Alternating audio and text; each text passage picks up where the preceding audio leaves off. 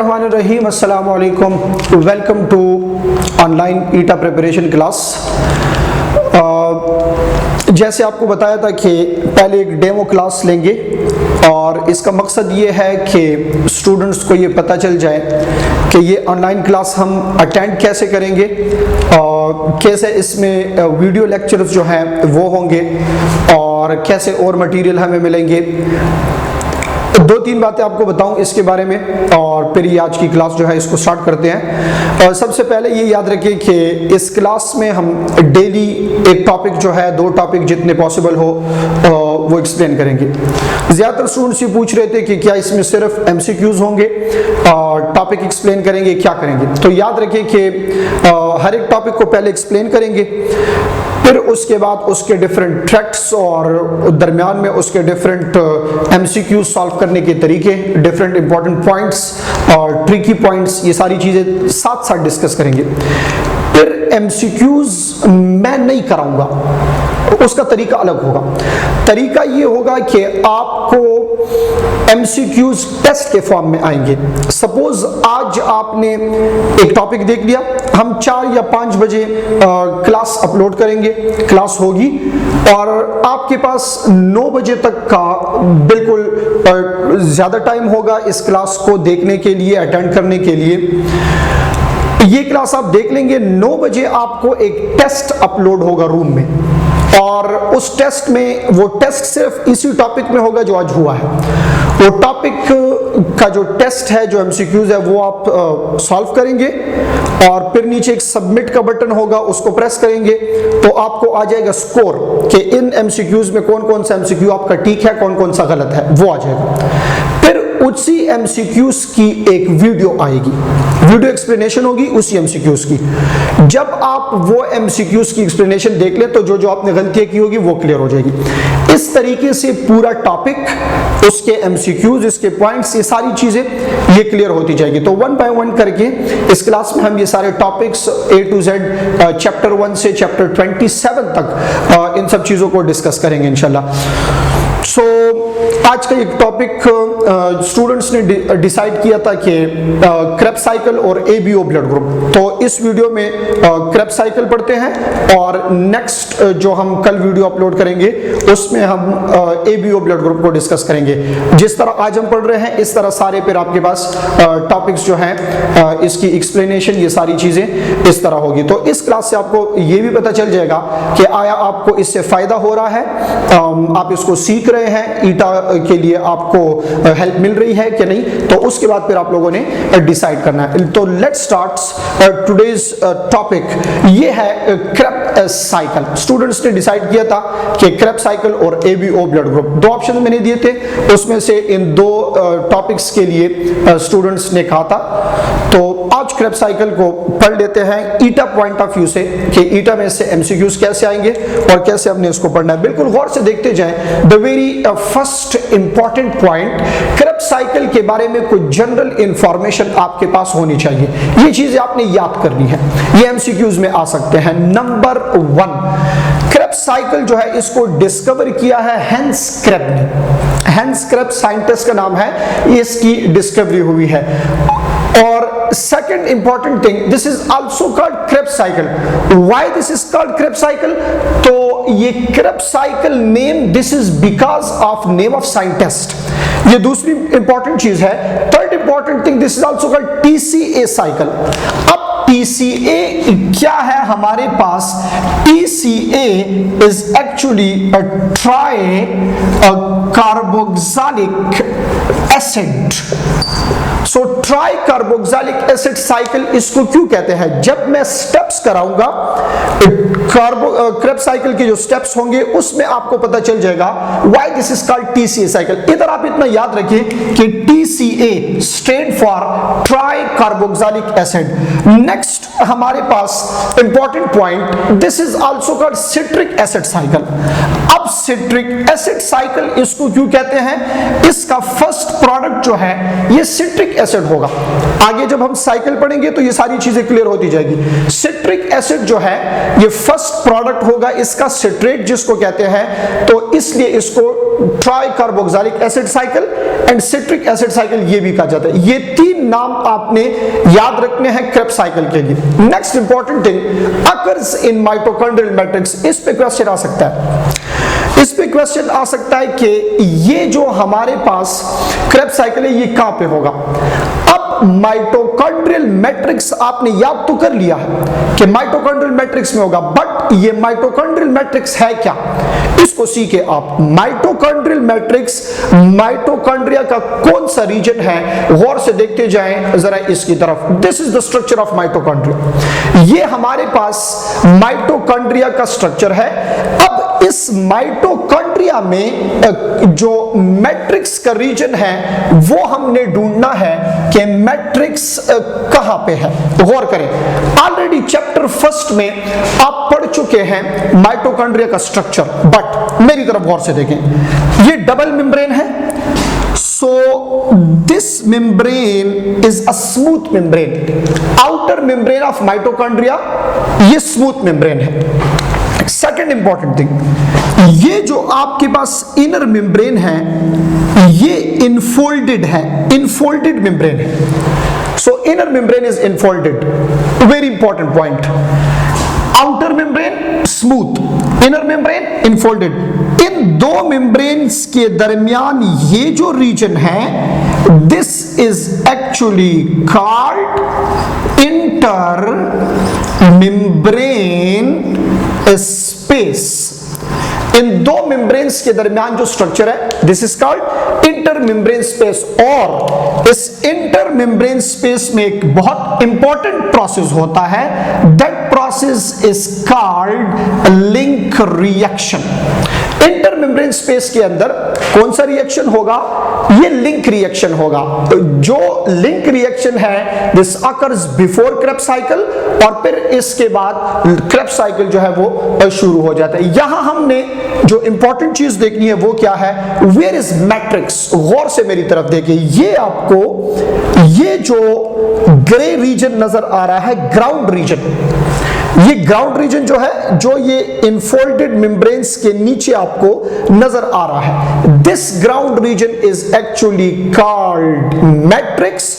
और इस मैट्रिक्स के अंदर क्या होगा, इस मैट्रिक्स के अंदर प्रोसेस होगा क्रेब्स साइकिल का। एक और चीज, ये जो आपको फोल्ड्स नजर आ रहे हैं, सो इस एक फोल्ड को क्या कहा जाता है, दिस इज कॉल्ड क्रिस्टिया। ये स्ट्रक्चर की बातें हैं, चैप्टर 1 में स्ट्रक्चर डिटेल से है। इधर हमने सीखना क्या है, मैट्रिक्स। और एमसीक्यूज के लिए पॉइंट नोट कर लें कि आपके पास क्रेब्स साइकिल जो है वो कहां पे होगा, वो इस मैट्रिक्स में होगा। अब हमने क्रेब्स साइकिल को स्टार्ट करना है और देखते हैं स्टेप वाइज क्रेब्स साइकिल के स्टेप्स हमारे पास कौन से हैं और हर एक स्टेप में क्या हो रहा है, इससे एमसीक्यूज आ सकते हैं, ये हम देखेंगे, यहां पे नोट करेंगे और फिर इससे डिफरेंट एमसीक्यूज के पॉइंट्स जो हैं वो निकालेंगे। गौर से देखते जाए मेरी तरफ and try to understand the Krebs cycle. अच्छा, दिस रीजन इज मैट्रिक्स और इस मैट्रिक्स में ऑलरेडी एक मॉलिक्यूल मौजूद है कॉल्ड ऑक्सिलोएसीटेट। याद रखिए, this oxaloacetate is a 4 carbon molecule. इस ऑक्सिलोएसीटेट में 4 कार्बन है। अब इस मैट्रिक्स के इस साइड पे ये जो रीजन है this is inter membrane space. अभी डायग्राम में मैंने बताया है आपको। और इस स्पेस में लिंक रिएक्शन जब भी होगा, वेरी इंपॉर्टेंट पॉइंट, उसका प्रोडक्ट होगा एसिटाइल कोएंजाइम ए। जो हमारे पास इंटर मेम्ब्रेन स्पेस है, इस इंटर मेम्ब्रेन स्पेस में एक रिएक्शन होता है कॉल्ड लिंक रिएक्शन और लिंक रिएक्शन का प्रोडक्ट होता है एसिटाइल कोएंजाइम ए।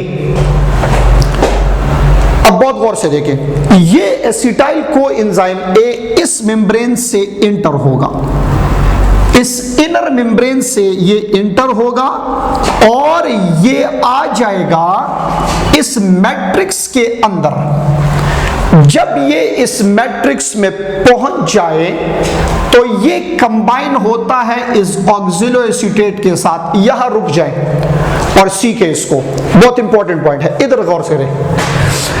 ये एसिटाइल कोएंजाइम ए जो है ये कंप्लीट इस ऑक्सिलो एसीटेट के साथ कंबाइन नहीं होगा।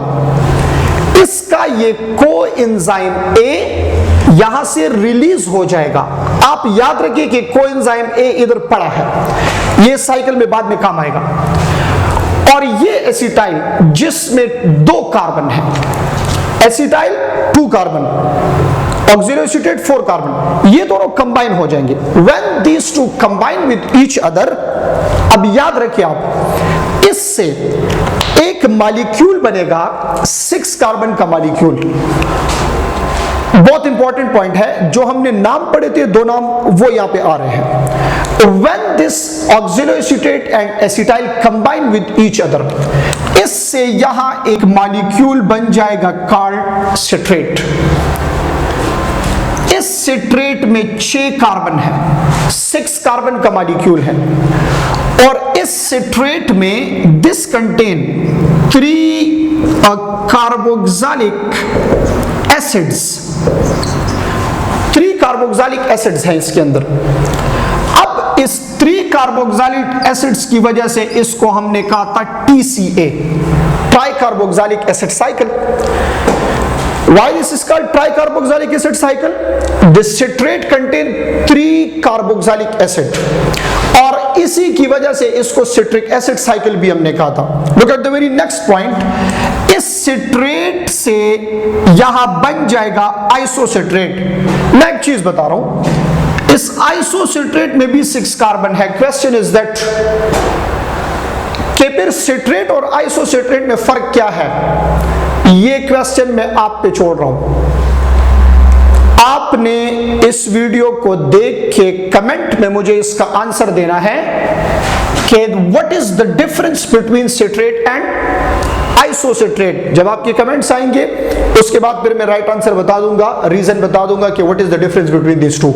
सिट्रेट में भी 6 कार्बन है, आइसोसिट्रेट में भी, then what is the difference between citrate and isocitrate? ये आपका क्वेश्चन हो गया है। अब गौर करें।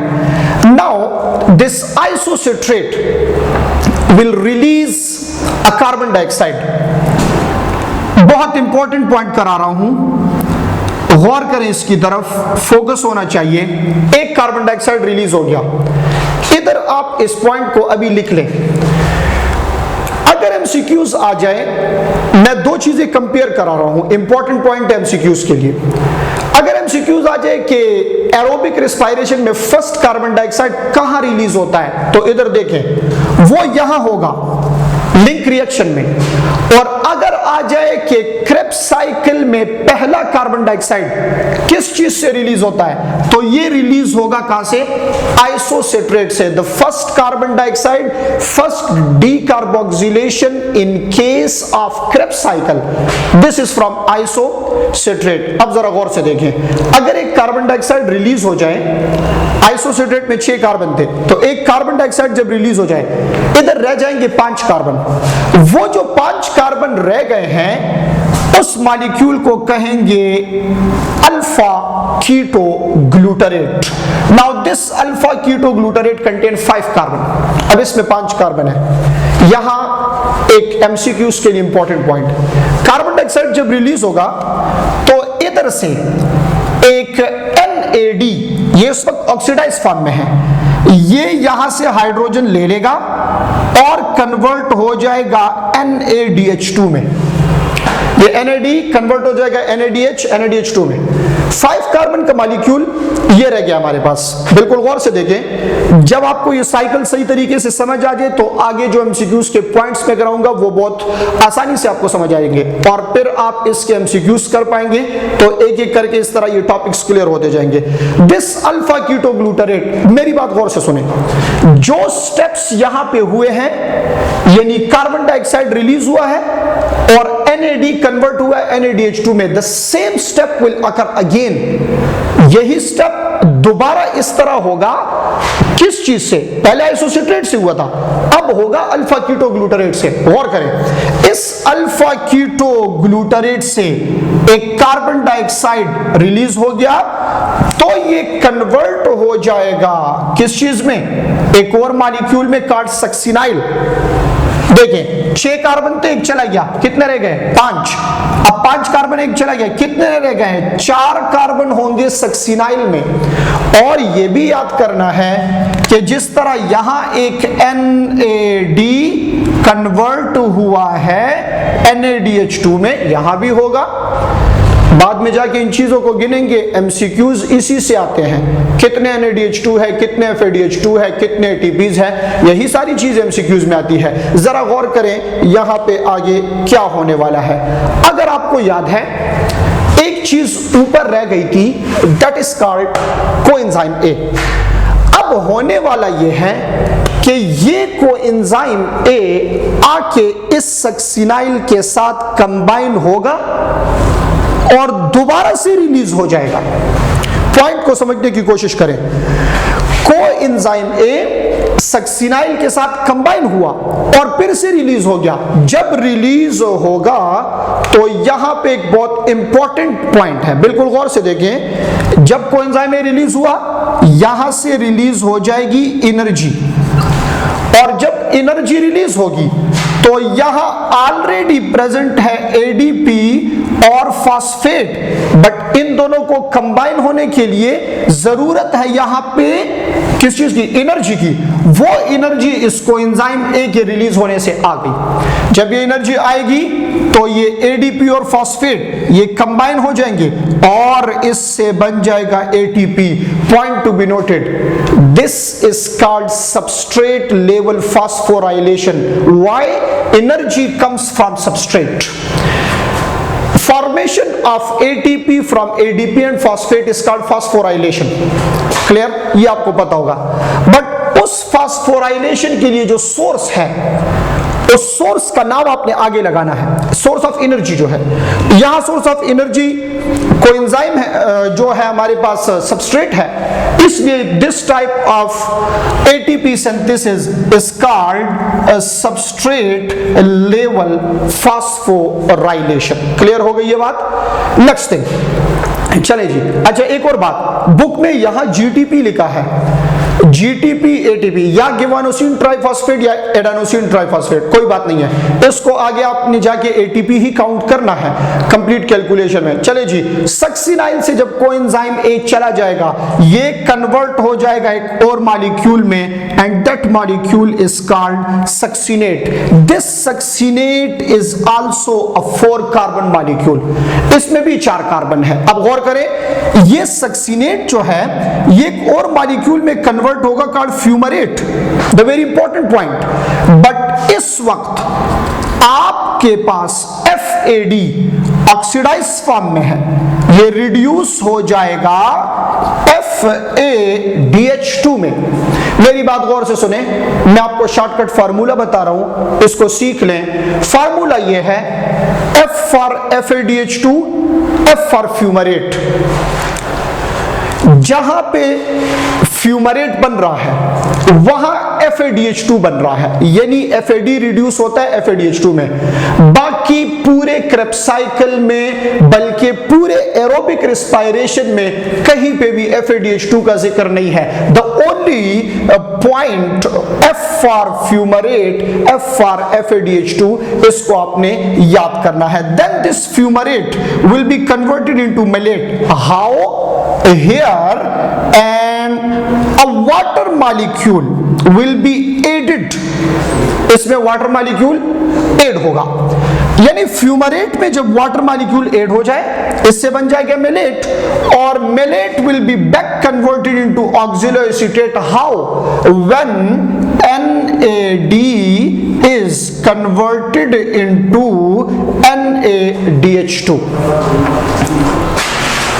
अब आएगा MCQs के लिए इंपॉर्टेंट रीजन। ये तो आप बार बार ये साइकिल पढ़ चुके हैं, मैंने इसको फिर भी रिवाइज करा दिया है। The very important section for ETA is points to remember। Krebs cycle से आपने कौन से पॉइंट्स याद रखने हैं जिससे एमसीक्यूज आ सकते हैं, ठीक है। ये आपका बहुत इंपॉर्टेंट रीजन है, एमसीक्यूज आप इससे सॉल्व करेंगे। Number 1, requirements of Krebs cycle. कौन कौन सी चीजें क्रेब्स साइकिल की रिक्वायरमेंट है, क्रेब्स साइकिल किन चीजों की वजह से होगा, रिक्वायरमेंट्स उसके क्या होंगे। 3 इंपॉर्टेंट चीजें मेंशन की है मैंने। Already present oxalo acetate, previous cycle से ऑक्सिलो एसीटेट आएगा। अगर ऑक्सिलो एसीटेट साइकिल नहीं होगा, एक रिक्वायरमेंट ये है। दूसरी रिक्वायरमेंट एसिटाइल कोएंजाइम ए, कहां से आया है? This acetyl coenzyme A is from link reaction, जो इंटरमेम्ब्रेन स्पेस में लिंक रिएक्शन हो रहा है, एसिटाइल कोएंजाइम ए वहां से आएगा। Oxidise NAD and FAD। एक और क्वेश्चन आपसे करने लगा हूं, इसका भी आपने मुझे आंसर देना है। आंसर क्या बेहतरीन तरीका अब ये होगा, क्योंकि ये थोड़ी सी इस चीज को एक्सप्लेन करना है आपने, तो आपने मुझे ये बताना है कि ये ऑक्सीडाइज NAD और FAD इस माइटोकॉन्ड्रियल मैट्रिक्स में कहां से आते हैं। जब आप आंसर्स देंगे उसके बाद मैं इसको भी एक्सप्लेन करूंगा। अच्छा, एक आंसर कमेंट में आप देख सकते हैं, दूसरा अगर आपने इसको एक्सप्लेन करके मुझे बताया तो ज्यादा बेहतर होगा, कंसेप्ट का पता चलेगा। वो एक्सप्लेन आप कैसे कर सकते हैं, इसको वॉइस मैसेज में व्हाट्सएप पे भेज दें, और वो नंबर जो है सबके पास है ऑलरेडी, ये लिखा भी हुआ है स्क्रीन के ऊपर 0310, इसके ऊपर वॉइस मैसेज कर दें तो मैं फिर आपको बताऊंगा कि ये तरीका ठीक है या नहीं। मैं कुछ पॉइंट्स पूछता हूं, स्टूडेंट उसके आंसर देते हैं, फिर मैं इसको एक्सप्लेन करता हूं तो कंसेप्ट मुकम्मल क्लियर हो जाता है। मकसद हमारा क्या है, कंसेप्ट क्लियर करना है, एमसीक्यू सॉल्व करने हैं, ईटा क्लियर करना है। तो उसके लिए जितना आप रिस्पॉन्स देंगे तो उतना यहां से आपको बहुत सारी चीजें मिलेगी। चले जी गौर से देखें, ऑक्सीडाइज NAD और FAD ये भी इसके लिए जरूरी है। The next point is very important, each Krebs cycle and Krebs cycle for one glucose. इसमें कंफ्यूजन होती है स्टूडेंट्स को, क्वेश्चन आ जाता है कभी एक ग्लूकोज के लिए पूछा होता है और कभी एक क्रेब्स साइकिल के लिए। आज मैं इन दोनों को कंपेयर करूंगा, तो जब एमसीक्यूज आएंगे तो आप आसानी से उसको आंसर कर पाएंगे। दोनों की कंपैरिजन हम डिफरेंट नंबर्स से करेंगे, गौर करें। एक क्रेब्स साइकिल के प्रोडक्ट्स क्या है? One Krebs cycle produce 3 NADH, 1 FADH and 1 GTP और ATP, जिस तरह मैंने साइकिल में कहा। ये एक क्रेब्स साइकिल के प्रोडक्ट है। यहां एक पॉइंट क्लियर करें, चले पहले इसको कंपेयर करें, फिर आपको एक इंपॉर्टेंट पॉइंट बताता हूं। अगर आप from one glucose in Krebs cycle, आप प्रोडक्ट्स आपसे पूछे हैं और वो प्रोडक्ट्स एक क्रेब्स साइकिल के नहीं, क्रेब्स साइकिल के प्रोडक्ट पूछे हैं, बट ये पूछा कि फ्रॉम वन ग्लूकोज ये प्रोडक्ट्स कितने होंगे, तो फिर एक ग्लूकोज से क्रेब्स साइकिल में 6 NADH2, 2 FADH2 और 2 GTP या ATP ये होंगे। अब एक कंफ्यूजन आपकी क्लियर कराऊं। कंफ्यूजन ये है, आपके बुक में फॉर योर इंफॉर्मेशन का रीजन है, उसमें लिखा है 8 ATP। बात स्टूडेंट अभी सोच रहे होंगे कि 8 ATP कैसे, तो मेरी बात याद कर लें कि वो 8 ATP नहीं, 8 NADH2। वो 8 NADH2 क्यों लिखा है?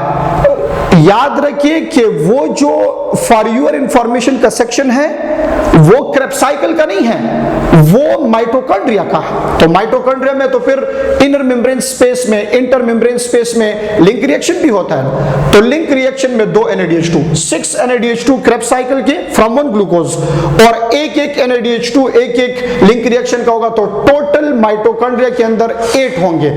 ये फिर जब glycolysis, link reaction, Krebs cycle, electron transport chain, ये पूरा पढ़ लें तो वहां फिर मैं ये सारे पॉइंट्स एक्सप्लेन करूंगा। अभी हम सिर्फ क्रेब्स साइकिल के पॉइंट्स यहां पे डिस्कस कर रहे हैं। Next important thing, ATPs from NADH2। एक क्रेब्स साइकिल के NADH2 से 9 ATP बनते हैं। कैसे? 1 NADH2 is equal to 3 ATP। So 3 NADH2 है, इसलिए 9 ATP।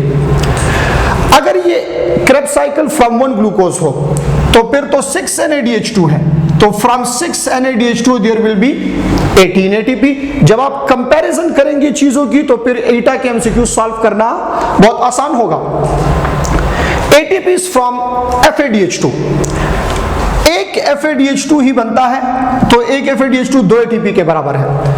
इधर ग्लूकोज के लिए देख ले तो 2 FADH2 हो जाएंगे, तो वो 4 ATP के बराबर है। डायरेक्ट ATP एक क्रेब्स साइकिल में एक बनता है, तो एक क्रेब्स साइकिल, एक ग्लूकोज के लिए क्रेब्स साइकिल 2 मरतब होता है, इसलिए 2 ATP आ जाएंगे।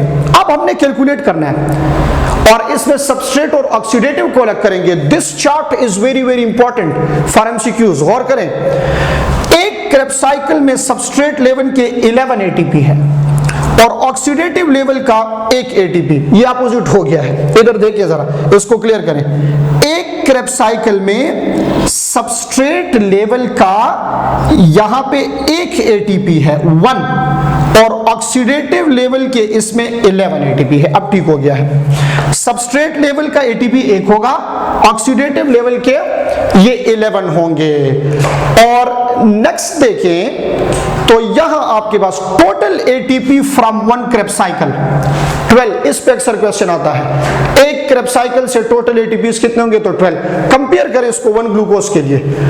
सबस्ट्रेट लेवल यहां आपके पास आ जाएंगे 2 और ऑक्सीडेटिव लेवल आ जाएगा 22। सबस्ट्रेट लेवल 2, ऑक्सीडेटिव 22, तो टोटल ATP, इस सेंटेंस को गौर से सुने, total ATPs in Krebs cycle from 1 glucose molecule, the correct option will be 24। 1 Krebs cycle is equal to 1 दर्जन ATP, इसको याद कर ले। 1 Krebs cycle is equal to 12 ATPs, तो क्रेब्स साइकिल ग्लूकोज के लिए 2 मरतबा होता है, इसलिए यहां पे 24 ATPs हमारे पास करेक्ट ऑप्शन होगा। नेक्स्ट सेक्शन इससे भी इंपॉर्टेंट है, इसकी तरफ गौर से देखें जरा।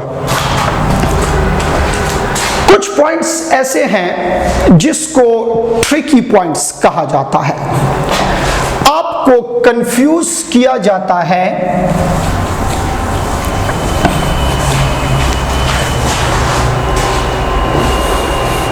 कुछ पॉइंट्स ऐसे होते हैं जो ट्रिकी पॉइंट्स होते हैं, आपको कंफ्यूज किया जाता है। बज़ाहिर नजर कुछ और आ रहा होता है, उसका आंसर कुछ और होता है।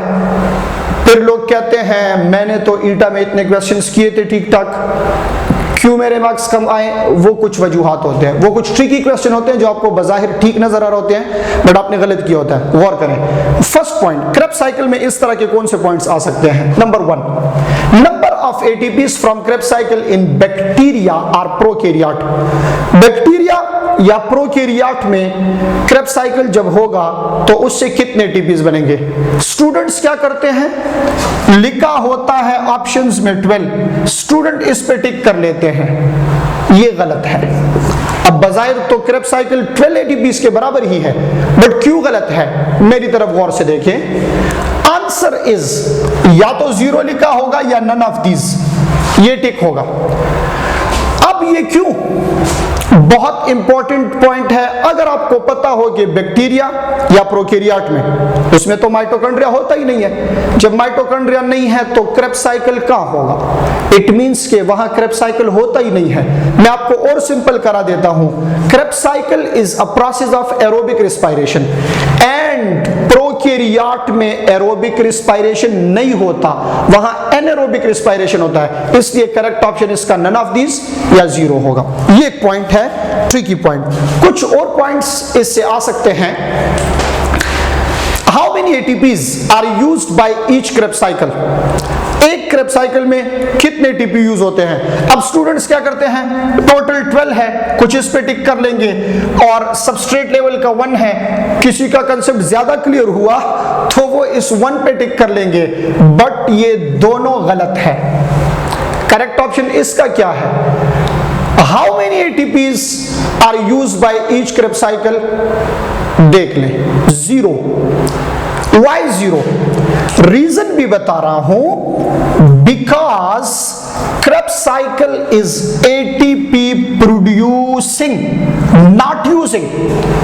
Krebs cycle ATP प्रोड्यूस करता है, यूज नहीं करता। चले इसी सेंटेंस को उल्टा कर ले डार्क रिएक्शन के लिए, शॉर्टकट है। इसी सेंटेंस को उल्टा कर ले डार्क रिएक्शन के लिए, उसमें आपने क्या करना होगा, dark reaction is ATP using process not producing. अगर आपसे एमसीक्यू पूछा जाए कि डार्क रिएक्शन में कितने एटीपी बनते हैं तो 0, क्योंकि डार्क रिएक्शन एटीपीज को यूज करता है, प्रोड्यूस तो नहीं करता। ये देख लें क्रेब्स साइकिल एटीपी प्रोड्यूसिंग है, यूजिंग नहीं है, इसलिए इसका 0। एक और पॉइंट देख लेते हैं। वैसे तो पॉइंट्स बहुत सारे हैं, इससे पहले जो मैंने टेबल कराया उस पे भी बहुत सारे पॉइंट्स और हैं, बट ये तो चूंकि एक डेमो लेक्चर है तो मैं कुछ चीजें शॉर्ट से उसमें कराने की कोशिश कर रहा हूं कि थोड़े से टाइम में कुछ इतना आपको पता चल जाए कि हाँ इससे हमें कितना फायदा होगा। चले जी नेक्स्ट पॉइंट देख लें।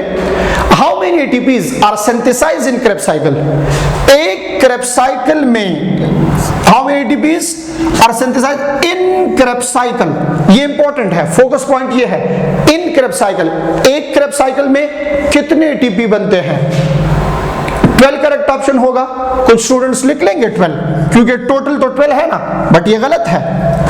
बाज़ाहिर ठीक नजर आ रहा है, ये गलत है। क्यों? देख लें, इंपॉर्टेंट चीज है, and correct option is 1, because मैंने कहा सबस्ट्रेट लेवल 1 होता है, ऑक्सीडेटिव 11। याद रखिए ऑक्सीडेटिव यहां क्रेब्स साइकिल में नहीं होते। ऑक्सीडेटिव एटीपी जितने भी होंगे ये होंगे इलेक्ट्रॉन ट्रांसपोर्ट चेन, क्लियर? इसलिए ये डायरेक्ट सिंथेसिस है, तो 1 इसका हमारे पास करेक्ट ऑप्शन होगा। ये कुछ थोड़ी सी बातें क्रेब्स साइकिल के बारे में जो बताया था कि डेमो क्लास होगी इसके ऊपर। अब आप ये देख लें, इस पे कुछ एमसीक्यूज मैं अपलोड करूंगा टेस्ट के फॉर्म में, वो टेस्ट आप अटेम्प्ट करेंगे। डेली ये तरीका होगा, फिर जो स्टूडेंट्स साथ साथ चलेंगे तो इनको इंशाल्लाह प्रॉब्लम नहीं होगी, और ईटा से पहले पहले सारा कोर्स जो है वो कवर हो जाएगा। 3000 से ऊपर एमसीक्यूज हम करेंगे। हर एक टॉपिक में 8-8, 10-10 एमसीक्यूज जब हम करेंगे तो इंशाल्लाह हर एक चैप्टर